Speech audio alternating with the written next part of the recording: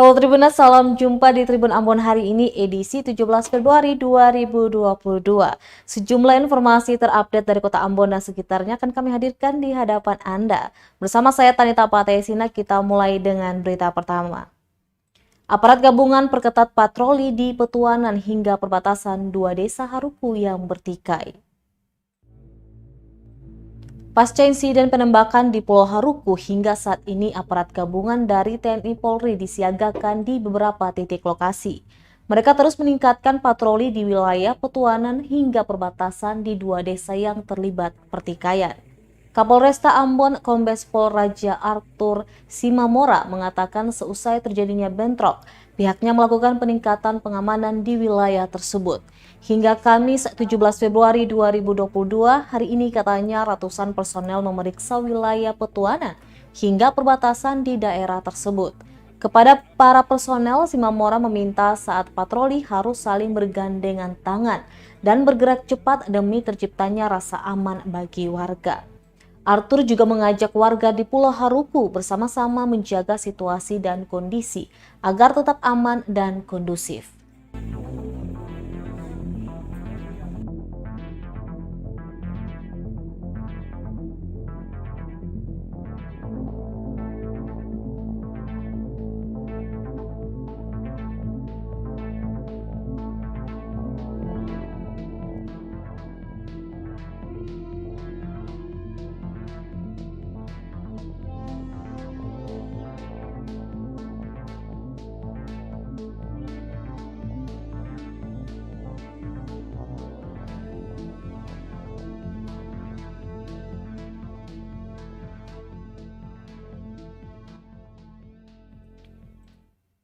Polda Maluku sesalkan adanya penggunaan senpi saat pertikaian di Pulau Haruku.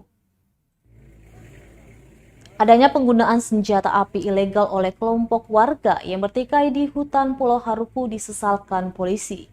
Kabid Humas Polda Maluku, Kombes Pol Rum Ohirat menyesalkan tindakan penembakan tersebut.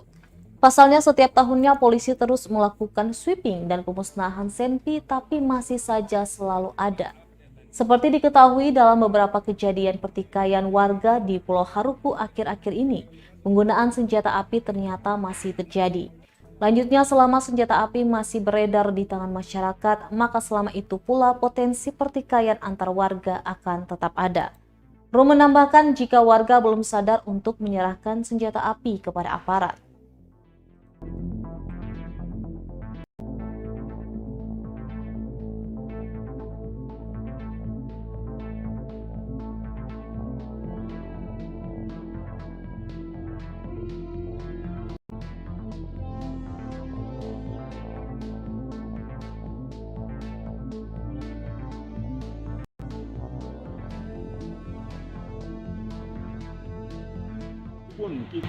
Kami sudah menghimbau, kemudian juga sudah melakukan razia-razia. Tetapi selama tidak ada kesadaran dari masyarakat, maka akan tetap seperti begini. Ya. Ini butuh keterbukaan dan kesadaran dari masyarakat. Setiap tahun ada kita buat pemusnahan senjata. Setiap tahun juga kita melakukan razia. Tetapi ternyata muncul juga. Ketika dilakukan razia, barang-barang itu memang tidak ditemukan. Karena memang ada yang mungkin saja sembunyi di hutan dan lain sebagainya. Jadi intinya adalah kesadaran. Selama kesadaran itu tidak ada, maka akan tetap muncul seperti begini. Apa pernyataan dia? Pernyataan dia apa? Negara aman gitu. Jadi kita butuh ini. Itu kadang-kadang provokatif ya. Enggak, ini kita masalah itu yang waktu kemarin kita mengalahkan anggota baru. Nanti aman kita pulang. Sikapi pertikaian di Pulau Haruku, Bupati Tua Sikal mohon dihentikan. Bupati Kabupaten Maluku Tengah Tua Sikal Abua minta dua desa bertikai di Pulau Haruku segera menghentikan pertikaian. Selanjutnya, jika ada masalah antar kedua desa, baik individu maupun kelompok, ia menyarankan agar semuanya diserahkan kepada aparat penegak hukum yang berwenang, sehingga pertikaian antar kelompok bisa dihindari. Menurutnya tidak ada yang diuntungkan dalam pertikaian, malah mendatangkan kerugian bagi kedua pihak. Karena itu dirinya meminta kedua desa untuk segera menghentikan pertikaian itu. Beta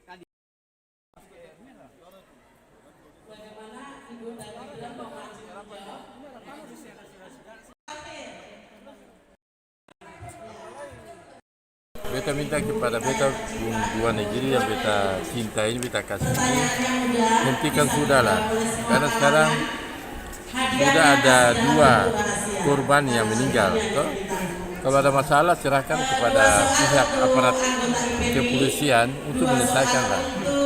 Sehingga betul-betul kita bisa mendapatkan Maluku kita hari ini damai, hidup satu orang bersaudara di dalamnya. Tidak ada yang menang, tidak ada yang kalah. Dua-dua menang jadi abu, kalah jadi arah. Apa yang kita cari? Ya, sekali lagi kita mohon kepada kita kedua negeri ini hentikan sudah.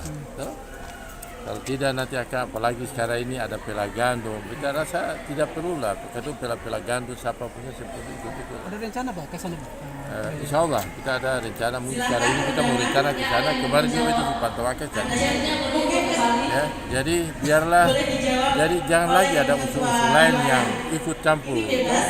Pelagando secara kultural, secara adat oke lah, tapi pelagando jangan ikut-ikut dalam kejadian-kejadian seperti ini. Ya, sekarang kita mohon, marilah kita hidup bersama-sama, ya, sehingga kita menciptakan kedamaian. Apalagi sekarang ini kita lagi berhadapan dengan satu hal yaitu COVID ini.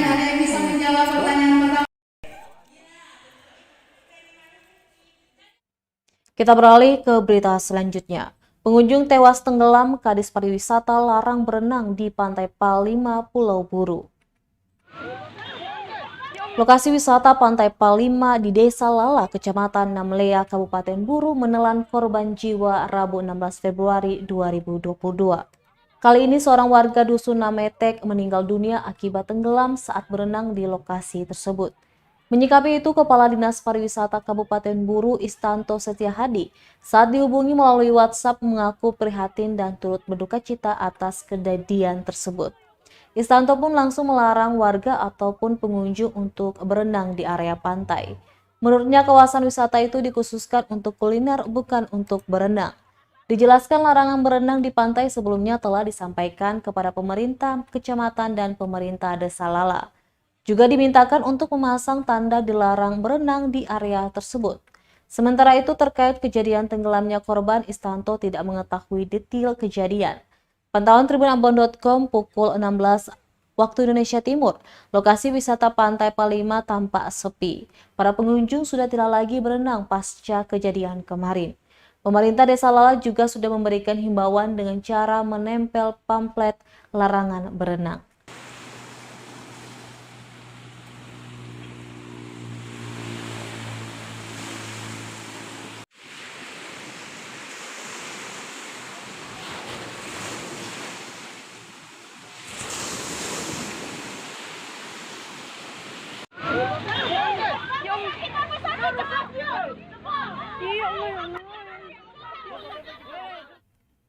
Antisipasi korban tenggelam, Dinas Pariwisata Buru rencana bangun pos pemantauan di Pantai Palima.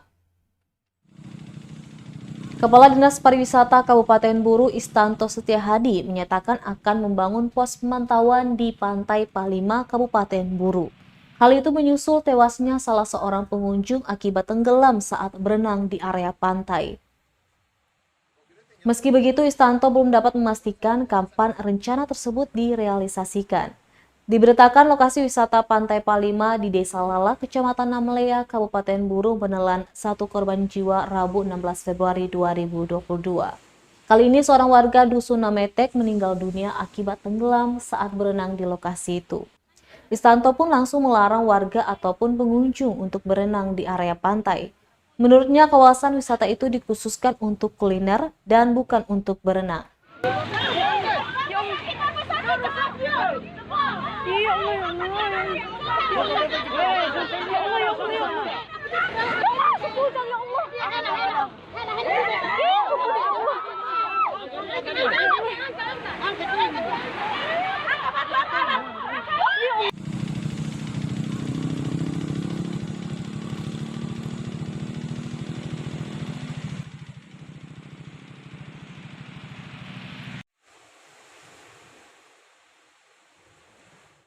Dipecat sepihak, karyawan PT PDM mengadu ke DPRD Ambon. Sebanyak 7 orang karyawan PT Putra Dirgantara Maluku PDM mengadu ke DPRD Kota Ambon lantaran dipecat sepihak oleh perusahaan. Di hadapan Wakil Rakyat John Hetarie, salah seorang karyawan mengaku dia dan 14 karyawan lainnya seketika dipecat tanpa alasan. Menurutnya ada banyak kejanggalan yang terjadi di perusahaan ia bergerak di jasa pengiriman barang atau ekspedisi itu. Selain tidak ada kontrak, peraturan yang diterapkan ke karyawan juga dibuat sesuai selera. Masalah lain yang biasanya karyawan diberikan uang makan per hari Rp20.000, kini tidak lagi didapatkan.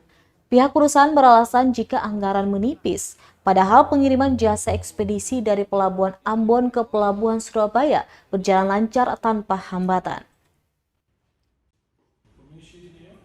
Orang, ya, dia turun sampai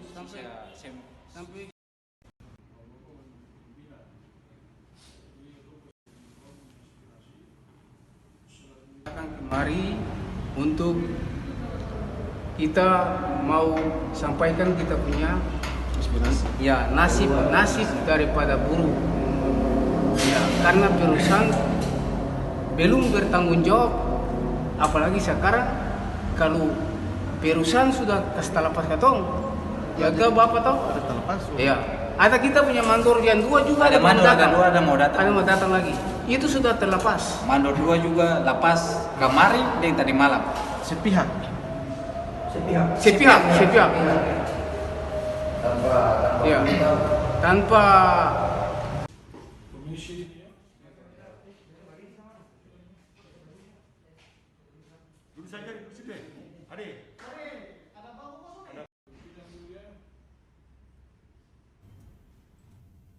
Kita beralih ke berita selanjutnya. Tribunal Polsek Nusa Niue gencarkan operasi justisi dan razia knalpot bising. Memastikan protokol kesehatan tetap diterapkan dalam aktivitas, aparat Polsek Nusa Niue melaksanakan operasi justisi gabungan sinergitas TNI Polri di Jalan Dr. Malaiholo Benteng, Nusa Niue, Kota Ambon, Kamis 17 Februari 2022. Pelaksanaan operasi justisi ini juga dirangkai dengan penindakan terhadap pengendara kendaraan bermotor yang menggunakan knalpot bising.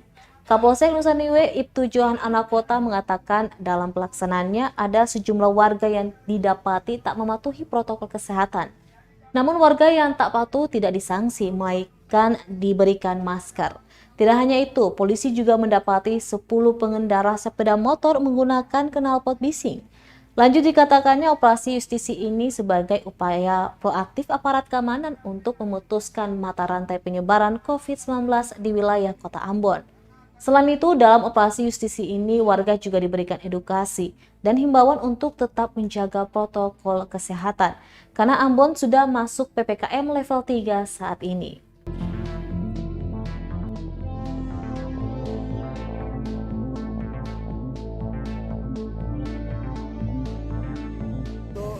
Mengajak semua masyarakat untuk tertib protokol kesehatan dan ajakan vaksin serta tertib lalu lintas di jalan, karena banyak aduan dan laporan dari masyarakat terkait dengan tidak tertib masyarakat di Nusa Niue terkait dengan aturan lalu lintas. Dalam hal ini penggunaan helm dan knalpot racing atau knalpot brong. Dan nanti apabila kami temukan, kami berikan himbauan dan edukasi kalau yang menggunakan knalpot brong supaya bisa kembali ke rumah, ambil knalpot standar langsung diganti di lokasi operasi. Sedangkan nanti apabila melanggar aturan lalu lintas yang memang sangat prinsip akan dilakukan penindakan oleh Satuan Lalu Lintas Polresta Pulau Ambon dan Pulau Polres. Selamat pagi, Pak Saudara semua. Mari di Nusa Niue ini kita membuat sehingga Nusa Niue ini menjadi Nusa Niue yang aman. Kasus korupsi Bank Maluku Maluku Utara di Pulau Buru, kepala cabang hingga teller dituntut bervariasi. Mantan teller Bank Maluku Maluku Utara cabang pembantu Mako, Bunga Sartika Al-Kadri dan Erik Marhaeni dituntut 8 tahun penjara. Sementara Kepala Cabang Pembantu Syahrir Marwan Patihua dituntut hakim selama 7 tahun 6 bulan penjara. Tuntutan ketiganya atas kasus korupsi yang menyebabkan kerugian negara sebesar 4 miliar rupiah. JPU yang juga sekaligus Kepala Kejaksaan Negeri Buru Mutadi mengatakan apabila para terdakwa tidak bisa membayar, maka harta mereka akan disita dan jika tidak mencukupi, maka diganti pidana penjara selama 4 tahun. Serta para terdakwa juga dituntut membayar denda sebesar 300 juta rupiah, subsidi 6 bulan kurungan. Dijelaskan tuntutan kepada kedua teller lebih berat 6 bulan, karena keduanya secara nyata mengambil dan menikmati uang hasil korupsi. Usai pembacaan tuntutan, sidang ditunda dengan agenda pembelaan para terdakwa pada Kamis 24 Februari 2022 mendatang. Diberitakan sebelumnya sesuai hasil perhitungan auditor dari Badan Pemeriksa Keuangan dan Pembangunan BPKP Perwakilan Provinsi Maluku, kerugian keuangan negara senilai 4,1 miliar rupiah. Perbuatan para tersangka dilakukan secara bertahap sesuai kebutuhan dalam jumlah kecil sejak bulan Juni 2016 hingga November 2019. Dengan rincian tersangka SMP senilai 21,5 juta rupiah, tersangka berinisial BSA dan tersangka EMH senilai 2 miliar rupiah lebih. Kemudian telah dilakukan penyelamatan keuangan negara senilai 130.141.000 rupiah. Terdakwa itu dituntut yang dua dengan tuntutan, jadi saudara EMH ya dengan saudara BSK ini sebagai mantan teller di Bank Maluku kantor cabang pembantu Mako, kita tuntut dengan tuntutan 8 tahun 6 bulan ya, dikurangi selama keduanya berada dalam tahanan. Kemudian tuntutan yang kedua, kita tuntut mereka untuk membayar uang pengganti sebesar 1,9, jadi satu orang ini 1,9, yang satu orang lagi 1,5 miliar ya. Apabila ini tidak dibayar dalam waktu 1 bulan, maka hartanya kita minta untuk disita, harta yang ada untuk disita dan diganti dengan pidana penjara sebanyak 4 tahun 3 bulan. Ya, kemudian yang ketiga, menghukum terdakwa untuk bayar denda sebanyak 300 juta, subsidi 6 bulan kurungan. Jadi kalau dendanya 300 juta ini nggak dibayar, mereka menjalani kurungan selama 6 bulan. SE dengan pidana penjara selama 7 tahun 6 bulan dikurangi.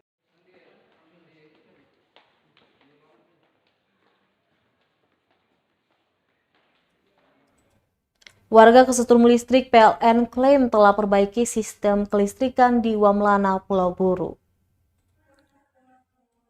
PLN Unit Layanan Pelanggan ULP Namlea mengklaim telah memperbaiki jaringan kabel listrik di Desa Wamlala, Kecamatan Venalesela, Kabupaten Buru. Manajer PLN ULP Namlea Ahmad Rizal Lestaluhu mengatakan perbaikan itu dilakukan agar tidak menghindari risiko kesetrum aliran listrik di kawasan tersebut, seperti yang dialami warga beberapa hari yang lalu.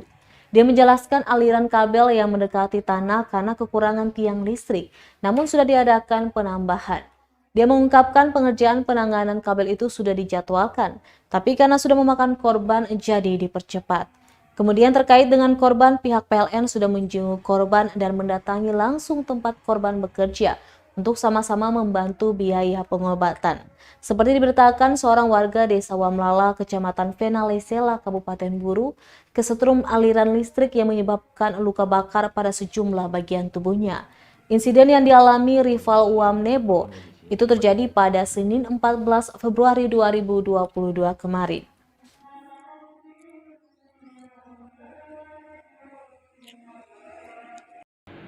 Kondisi sepenuhnya di sini, cuman terkait masalah kemarin yang di Wamlana, memang kotong sesali juga kenapa bisa terjadi ada masyarakat terkena jaringan di sana. Namun terkait dengan masalah tersebut kita sudah melakukan perbaikan di kali tersebut. Mudah-mudahan ke depan tidak terjadi korban lagi seperti itu. Ya, untuk perbaikannya itu seperti apa, Bang? Boleh tahu? Jadi karena permasalahannya andongan, kita sudah tanam satu tiang di sana untuk mengatasi andongan tersebut, sehingga deseng sudah tidak dekat dengan tanah lagi. Jadi lebih tinggi untuk dia Lebih punya. tinggi. Ya, lalu kemudian terkait dengan penanganan untuk korban yang kesetrum seperti apa? Kemarin kita sudah bukan kerjasama sih, kita sudah menjenguk korban juga. Lalu kemudian kita ke tempat kantor korban tersebut bekerja.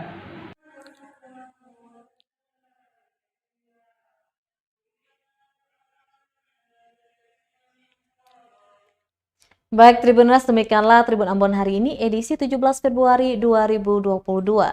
Saya Tanita Patesina beserta tim redaksi yang bertugas undur diri. Sampai jumpa lagi dan amato. Terima kasih sudah nonton. Jangan lupa like, subscribe, dan share ya.